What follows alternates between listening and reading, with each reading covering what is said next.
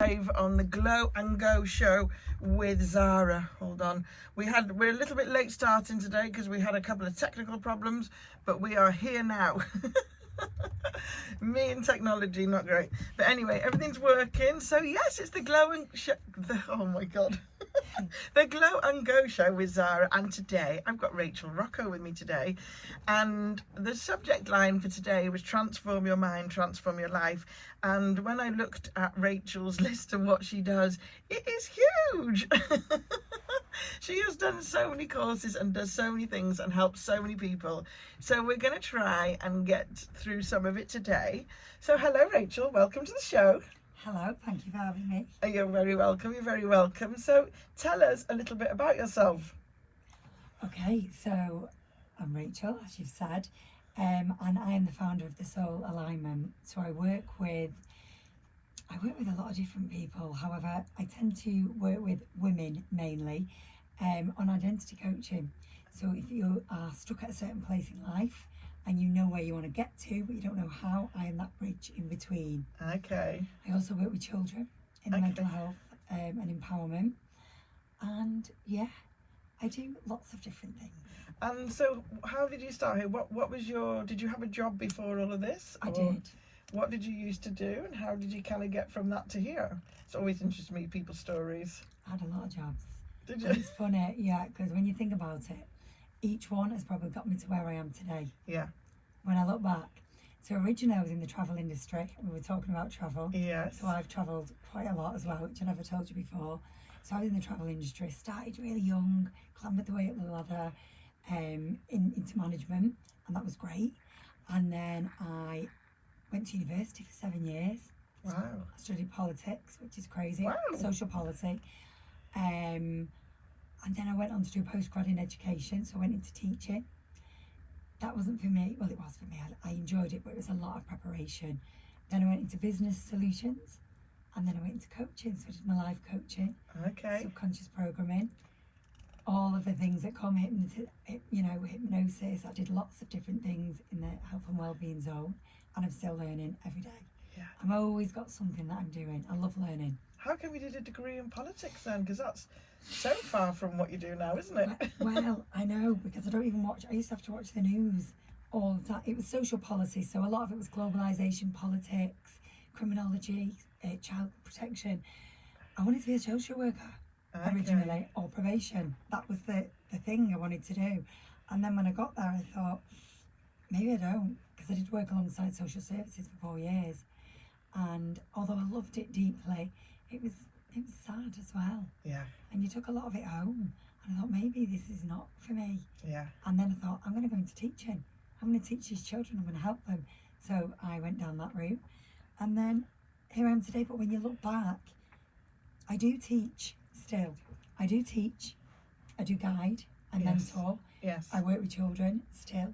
Yeah. And I work with adults as well. So I'm still guiding and teaching them. So when you look back, it is all interweaved.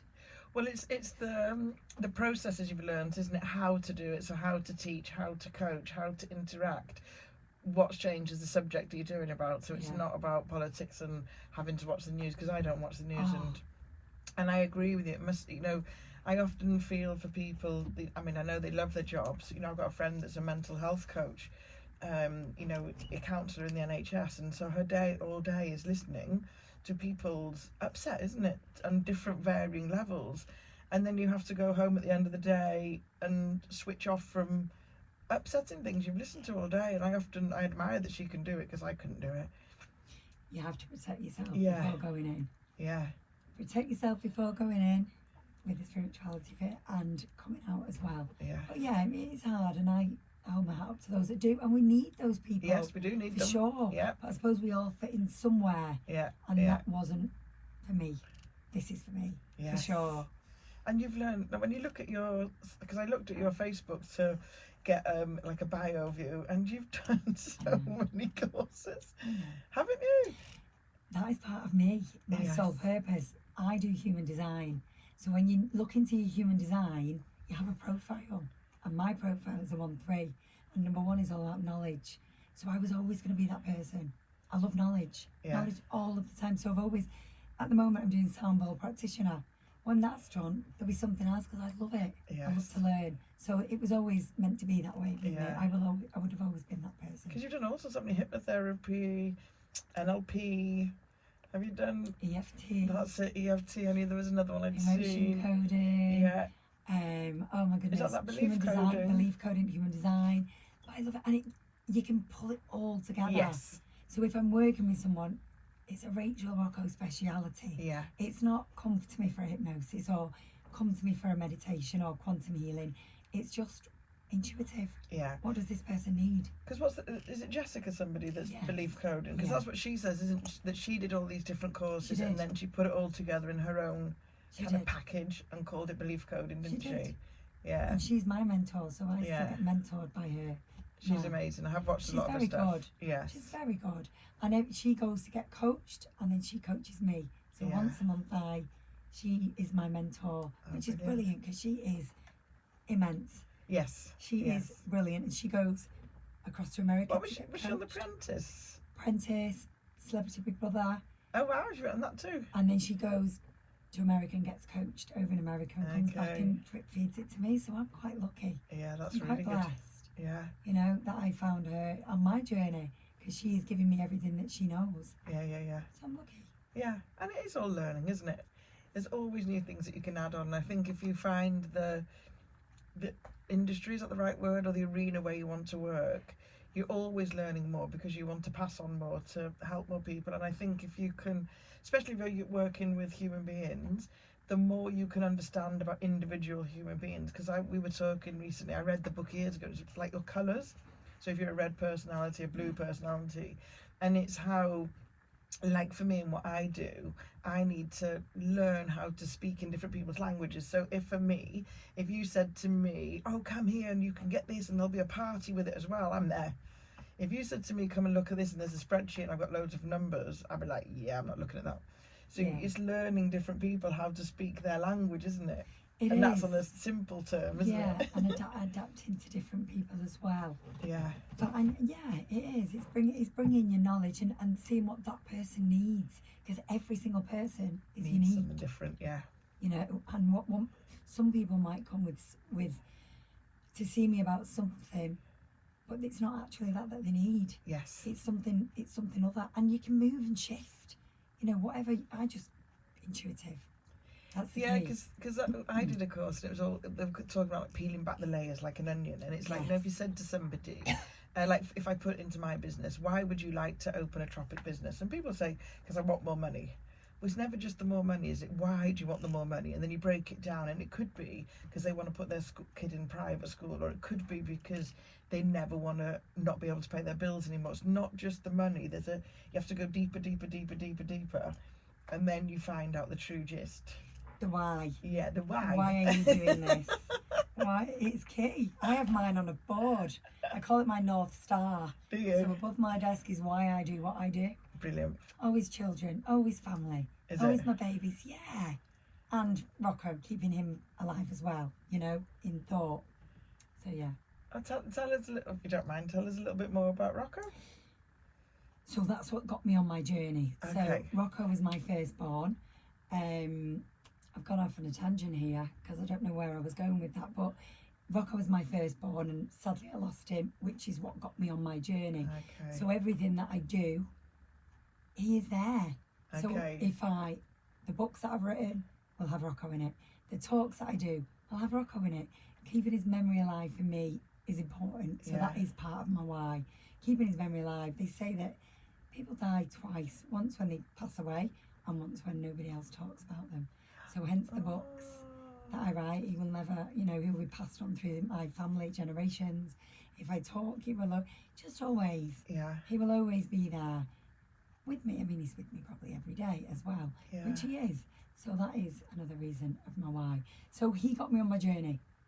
I was So he changed you from just going to a job to absolutely thinking there's more to life and I need to help other people? Yeah, of course. I was rock bottom. It was horrendous. I couldn't go back to work. I loved my job before. I couldn't go back to work. I could not go back to work because I was like an agony aunt. People would come in and talk to me and share the problems and I'd help, and I thought, oh, if anybody came in and said something, it was, I just wouldn't have the capacity to hold that. So I never went back. And that's when I went on my journey to university for 7 years, which was great because I was putting my effort into other things. I wasn't sat in victim mode, even though at the beginning it was horrific. It was like torture. But I went through the healing process myself. So I've been through that journey of not the healer, I don't know what to call them, the client maybe. I was the client. And that's why I learned all the things. My mum said, Rachel, look how you've turned your life around. Why don't you go and help others? And I thought, wow, maybe this is for me. So that's what I did. And so was it originally just a way to keep you moving forward and just to keep you from not going down a path where you end up crying in a corner and never leaving your house? Or was it a way of just like studying more and needing to know? Because I know the reason I'm asking, when my dad passed away, one of my brothers, he really went down the religious route. He's a firm believer in God now. He believes like really, and it was because he had to find answers of what had happened to our dad and where he'd gone now. And it was this journey for him to deal with the grief that we'd lost our father. So was it kind of like that sort of that started you in the first place? I think any big traumatic event will take you on some kind of journey, because you try and find meaning. Your brain is trying to find meaning of things all the time. That's how the brain works. I love the brain, by the way. I work a lot with the brain. So you're trying to find meaning. So for me, which was bizarre, I obviously didn't go back to work. I could not go back to work. I started to read. And at first I didn't believe in God anymore. So God was gone. Seriously, I remember throwing everything out. That there was no God. How could God ever do this to me? So I went down that route first of all. I remember taking it. My friend had a cross that she'd made me in wood. That was gone. And then I started to read a lot around Buddhism. That was interesting. Really interesting. And just the ways of, like, that isn't a religion. It's take what you want and leave what you won't. But the readings around it were really good. So although I went on a spiritual journey, it wasn't a religious journey. I do believe in God, in Jesus, Mother Mary, all of those things. I do believe in a higher force, the universe, source, whatever you want to call it, you know, whatever it is, there is something out there for sure. So I went on this reading journey of things like that, and I don't read anything other than things that will develop me. You know, energy, readings. I keep going off on a tangent. No, it's fine. Keep going like it this. Is, though. It's my this brain, life, busy. I'm like that. Wow, what can I tell the next? But yeah, I did. I started to think there's more to things, and also that this can't be my life. No. And I started with affirmations, which is bizarre because I'd read The Secret before, that was it. And everyone would say, is he going to be all right? I'd be like, yeah, Rocco's fine, he's going to be good, he'll get through this. I don't think anybody actually knew how poorly he was, because I was in this positive, it was toxic positivity, I guess, when you look at it. But it kept me going. It kept me going. And I remember when it happened, waking up, and my sister always reminds me, and I looked in the mirror and I went, today's a good day. And I was crying inside, but I still say that same thing every day I get up now, you know? So I began with affirmations before I even knew what they were. Okay, we're going to stop at that point. We're going to play a song. Hello, everybody. So if you're just tuning in now, I'm here with Rachael Rocco, and we're just talking about your journey of how you've got to where you are in life, from having a job, which was, you know, a really good job, and then sadly your son Rocco passed away, and it just sent you on a brand new course of learning and healing. And you were saying that's why you are where you are, and everything you do, it has him in everything you do, all your healings, and it's just opened a whole new world for you. It has, yeah.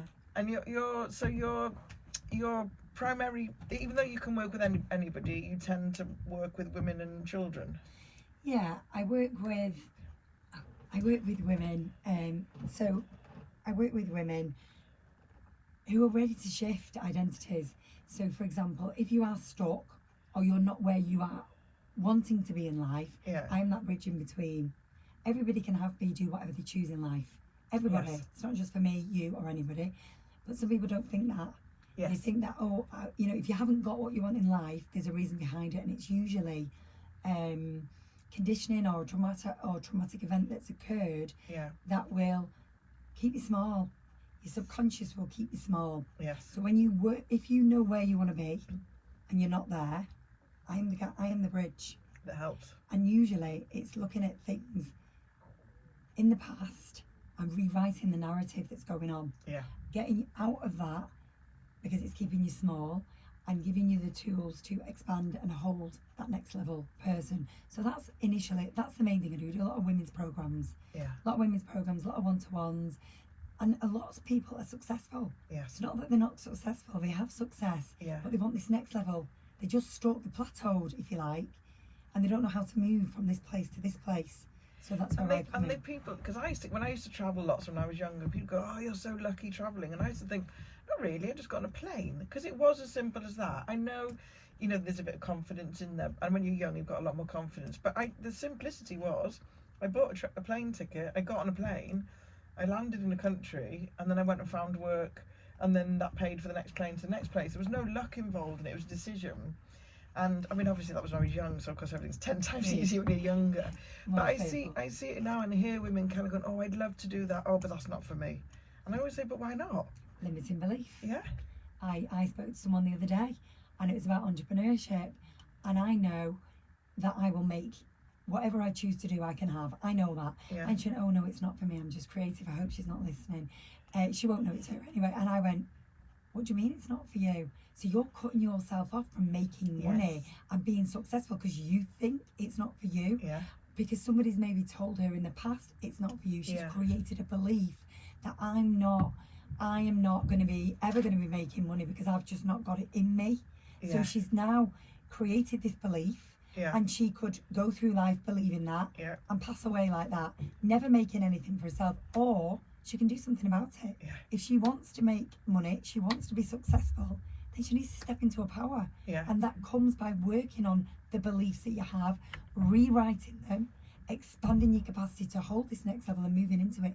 Every single person can do that. Yeah. It is not for the few. If there's a millionaire down the road or whatever, it doesn't have to be a millionaire, but if there is, that's for you too. It's for everybody. I think there's the exact same. I think the only thing that we'd probably struggle to do, say at 55, if I suddenly said, right, I'm going to become an Olympic athlete, because the body might not quite get me there. However, I could be good in what I decide to do, and I could probably compete with other 55-year-olds, but I'm not going to be probably a gold medal, or like if I suddenly said I want to go and be the Spice Girls or something, you know.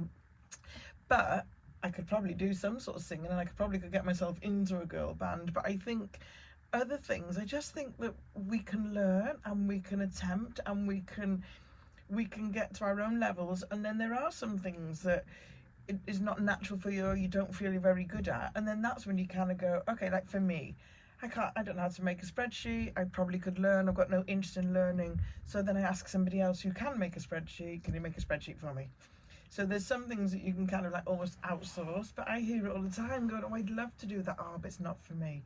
And it's like, people look at me and I am a confident person, but I've learned a lot. I mean, I wasn't a naturally confident child. I was never a shy child, put it that way.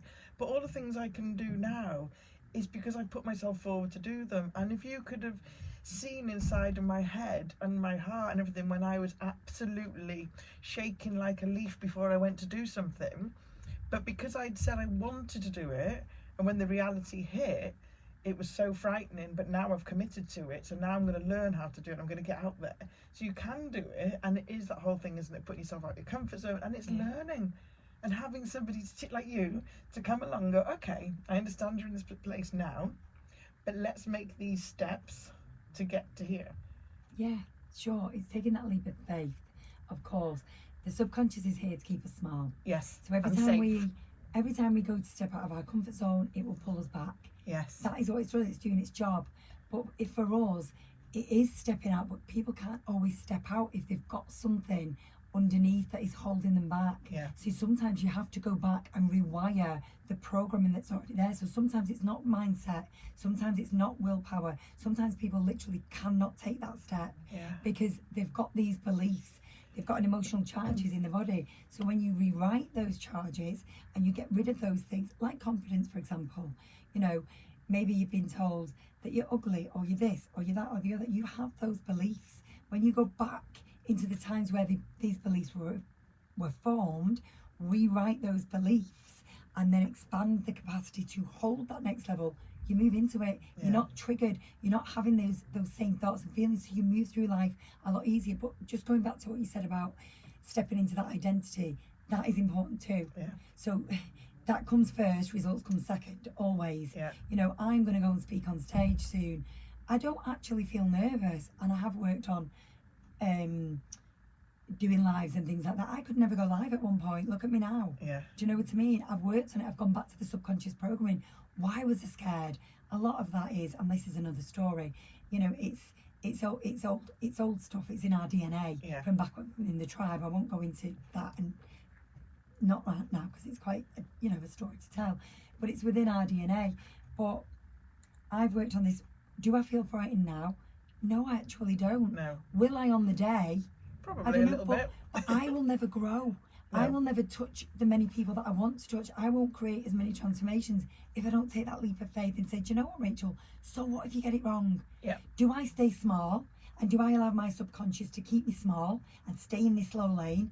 Or do I go out and step outside and maybe get it wrong? Maybe say the wrong things, maybe not articulate myself very well, and step out, and next time I go again, I'll be better. And next time I'll go again, and I'll get better and better and better, because I'll tweak as I move. Yeah. And you get feedback, don't you? And you can, I remember the first time I did public speaking, so I've taught fitness for years, and no matter how much I was scared of doing things, as soon as the music came on, then my body moved, because I knew the routine in my head.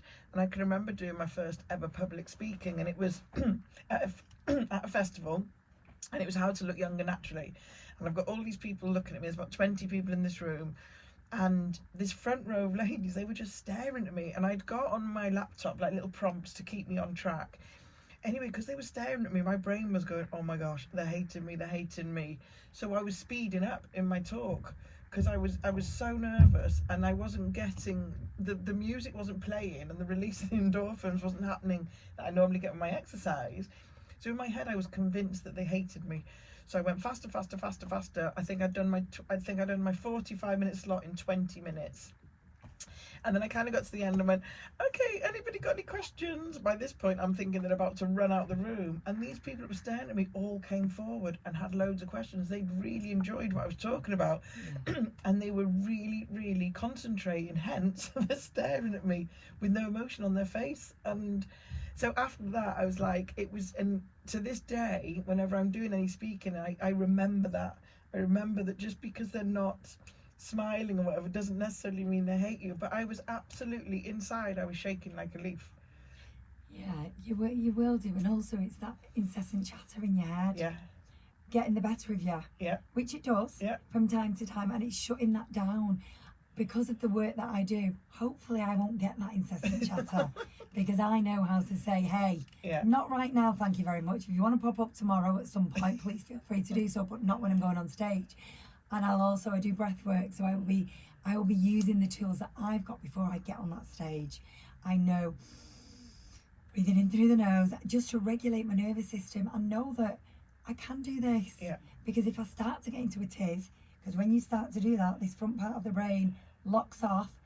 That's it, you're gone. Yeah. You won't be able to talk because you can't think straight. No. So I will make sure that I am thinking straight, and I'm doing everything in the book to ensure that I'm regulated before I go onto that stage. Well, my thing was to make sure now, so like with the fitness and the exercise, my body would just take over. It knew what it was doing. Yeah. So my thing now is to make sure that I know my subject of what I'm talking about. So then if my brain does get nervous, or somebody throws a question at me, or somebody throws me off my stride or whatever, because I know the subject I'm talking about, I can come back to it. And I also realised after I did a live once, and I was getting everything wrong on this live, to the point I ended up laughing at myself, kind of going, I'm never going to make a QVC presenter. And the feedback I got from it from people, because they were laughing too, thinking this is hilarious, but not thinking hilarious as in she's really rubbish, but thinking it's hilarious as she's just a natural person, just talking and getting her words a bit muddled up. So it was this knowledge of just know your subject, and if you go wrong, laugh about it, and the people watching you, because I'm not like in a science kind of thing where I need to be deadly serious. That's not my field that I'm in. So you can go wrong and laugh, and everybody in the audience will be like, that's cool. People like that because they can relate. Yes. You know, you are just human, and you will get it wrong, and I probably will, you know, but that's okay. You know, you can't take yourself too seriously. I feel all right about it, you know, but we'll see. This we'll is see Manifest, isn't it? It is Manifest. I'm going to be there with you. I'll be line dancing. If I'm not line dancing at the same time, I'll come and watch you. Come and watch me. Come and watch me. And I'll have a smile on my face. Yes, go like this. Give You're me the doing confidence well. that I need. Yeah, and listen, it is as it is. You know, you've got to take that first move. Yes. And I'm doing it. And I will do a session with myself before I go in to get rid of any blocks that are holding me from feeling And it's confident. something you want to do, isn't it? I do want to do it. You know, I want to get better at public speaking. So I'm going to keep doing it until I get better. Listen, Until I you've get got to start somewhere. You know when you go to these places, I've seen lots of people present, and I think, oh, they're so funny and so knowledgeable, and then I think, okay, so let's practice. You know what I mean? It is, and they didn't start that way. It didn't start that way. But we just want to be perfect. We're in this society. Everything's got to. I've dropped the perfectionism. That was a big part of what I had to drop. Big part, perfectionism, and that again is part of my human design. Yeah. So my human design it's normal. That is in me. Yeah. So I've had to. Now I know what my design is. I can let things go that are no longer serving me. Perfectionism was one. Let's just experience it, Rachel. Yeah. And so what? Perfectionism stops people from doing so much stuff, doesn't it? It's a thief of joy. Because they want to be perfect, so they don't do it. Yeah. So they just don't, and they stay small. Yeah. They stay small, which is self-sabotage. And on that note, let's have some more music, and let's have a little bit of Jamiroquai, and then we'll come back to chat some more. There we go, a little bit of Jamiroquai and a little bit of... I know that a lot of these songs that I play, but I found that song by accident. I was looking for something completely different, and then I found that song. So, if you've been listening to us, I'm talking to Rachael Rocco, and we're talking about...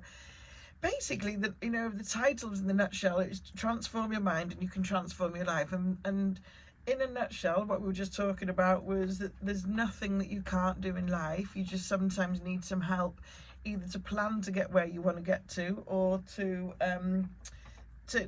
have some help from Rachael. So Rachael, can you tell us exactly what it is that you do? So for somebody that's listening, that's listened to all this and doesn't kind of understand some of the spirituality and the belief coding and things we're talking about, what exactly do you do in simple terms for someone listening? Okay, so what I do, if you are stuck, so if there's a person who's stuck, sorry, I'd forgotten my headphones. If there's somebody who's stuck, and this can be for anything, behavioural change. You know, if you are stuck in a position where you know you're meant for more, there isn't anything wrong with that person.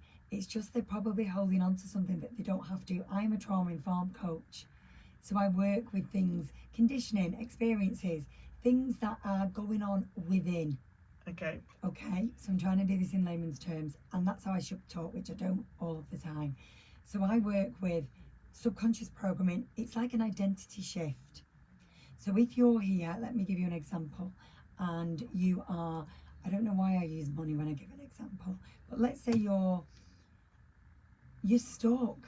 You just can't get out of something. You could be procrastinating. You could be fearful of judgment, or maybe you've got low self-worth. You know, it could be, I'm trying to give you an easy way to look at it. You work on that subconsciously. Yes. What is the memory that you are holding on to that hasn't fully looped that you need to release? Yes. You don't need to know. I don't need to know. I take you back there, and it finds it. Your subconscious finds it, and we release it. So we rewire your mind. Yeah. We align your energy. Yeah. Get rid of anything that you're holding on to, and that will create expansion, and that will turn into your... So almost quite clearing mental blocks on what you believe you're capable of, or believe in yourself. It's subconscious blocks. Whatever is blocking you, I can get rid of. Okay. You know, we get rid of it, but we have to align your energy as well. Because if we get rid of it and you can't hold this next level identity, you're never going to shift.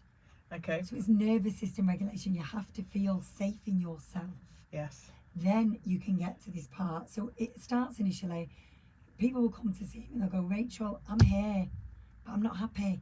And I'll go, okay, tell me what's going on. What you're not happy about, what's happening in your life right now. So it might be somebody saying, I'm earning this much, I'm not happy earning this, I want to earn this much. That's obviously a mindset, money mindset thing. Yeah. So I say, where do you want to be?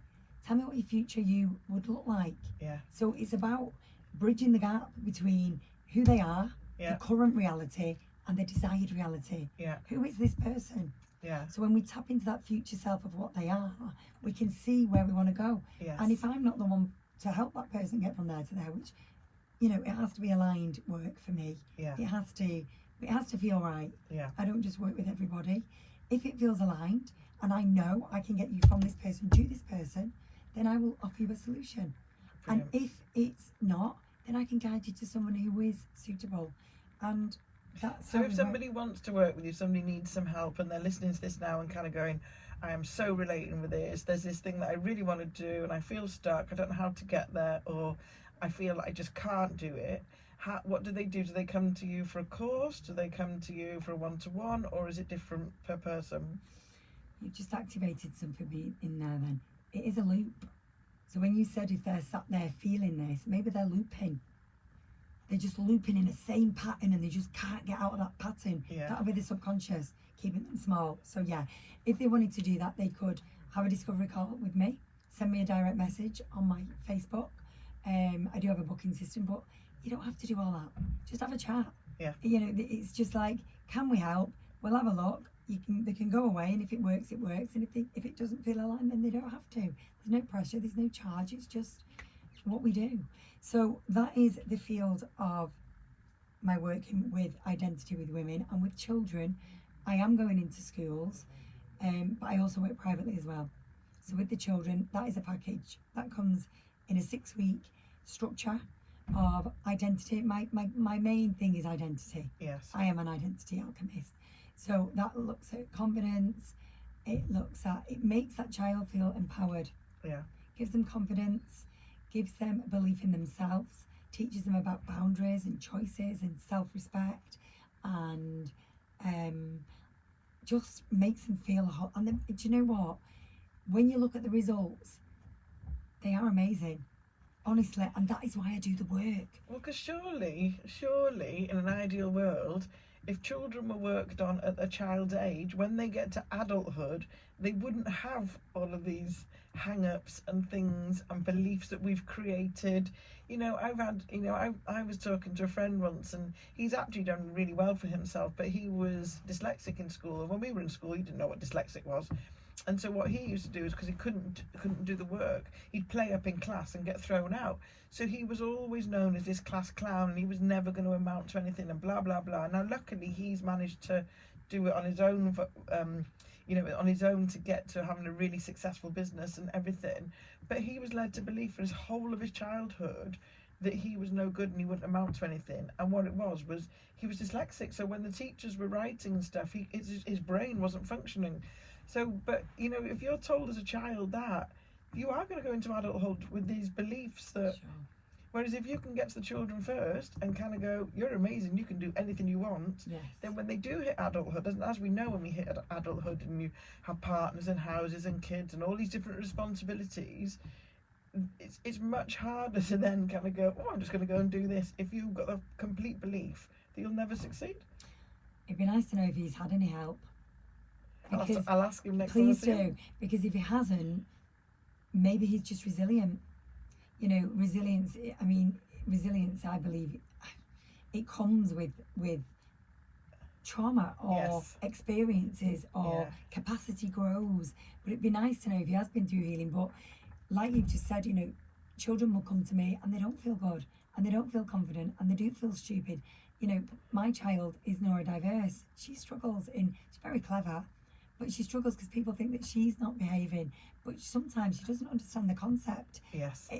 It's like you can tell her something, but without a structure, it's very difficult to follow.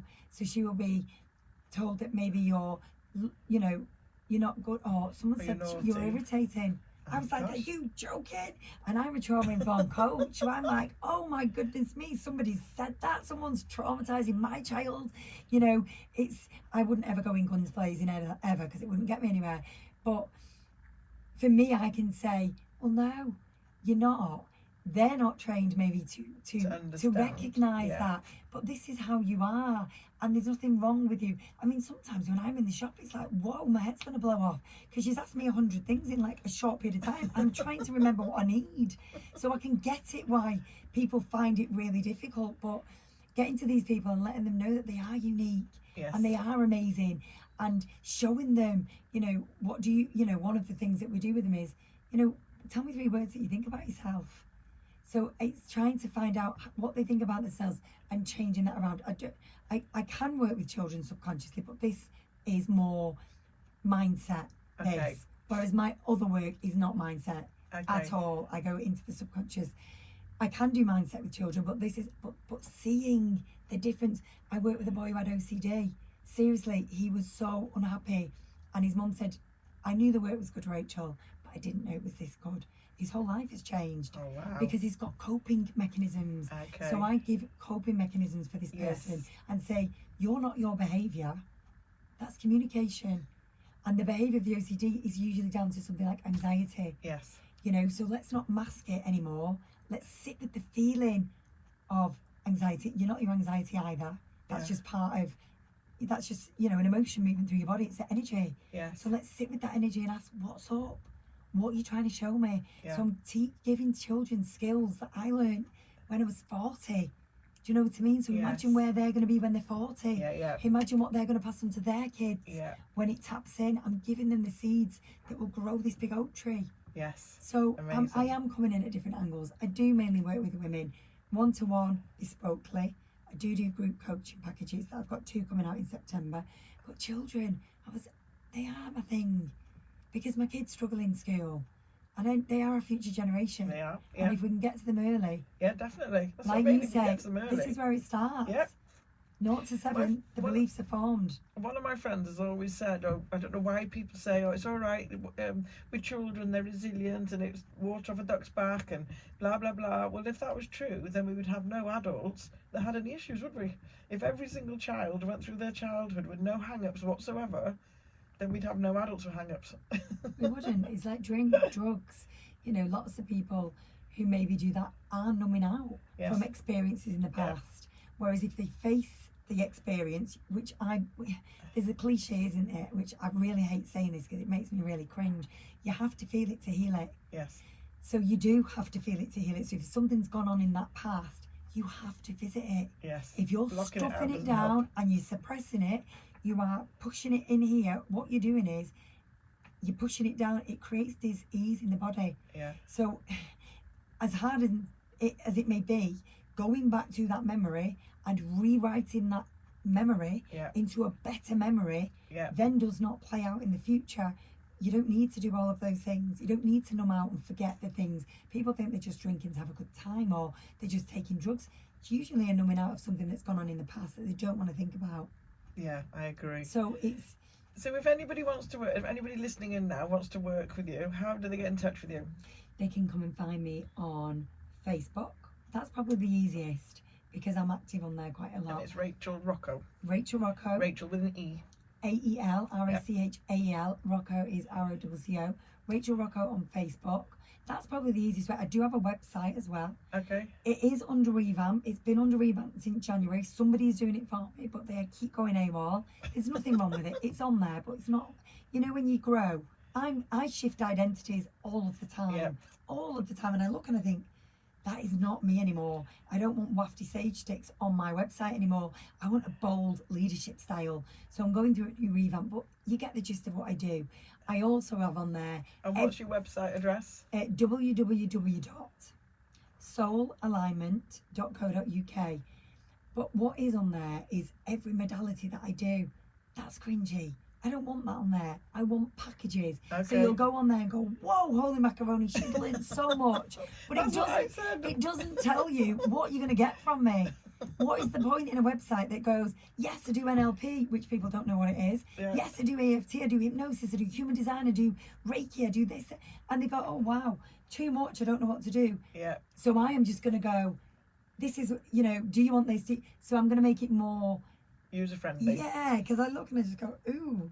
So it's been. Well, that's what I said when I saw your Facebook profile. I was like, wowzers, this lady's done a lot of courses. I know. People want to know, what am I getting? Yes. What's my transformation? Yes. Not, I do NLP, because they're like, what the hell? I do hypnosis. They want something like, you know, if you're drinking and you're drinking too much, come and see me. I can help you. If you feel that you're not confident, come and see me. So I need little bundles. Yes. Because I do an awful lot. I don't really, you have this thing where you've got a niche. You've got to talk to your ideal client, or, you know what I mean? You do. Because people don't, I'm all over the shop because I do that many things. I struggle to talk to one person because I do, and I can actually see help.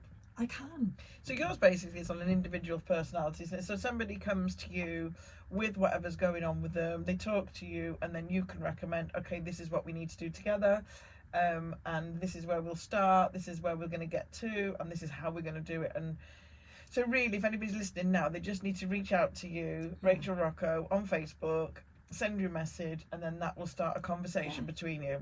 Where are you? Where do you want to be? Yeah. And if you're not where you want to be, ask yourself why. And your courses, you have got some courses, but they're not starting until September.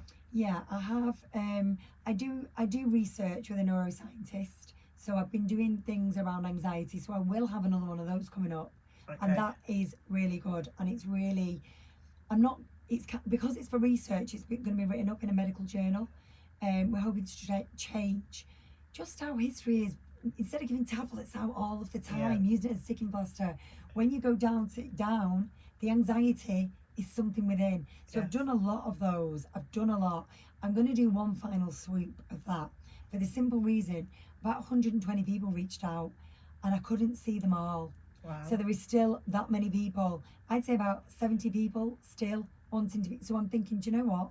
I'm going to do one final sweep in a group setting. Okay. And I'm going to get the time that the most people can do. Okay. If it's evenings or weekends, which I'm thinking it is, which I don't usually work, I'm going to bend for these people. Okay. So that will be coming on. Then I'm going to move on to grief, confidence and addiction with a neuroscientist to write it up in a medical journal. Sorry. And then in September, I will have a mindset program that will take you in then to my subconscious programming 12-week big course, which is a 360 turnaround. I work on everything.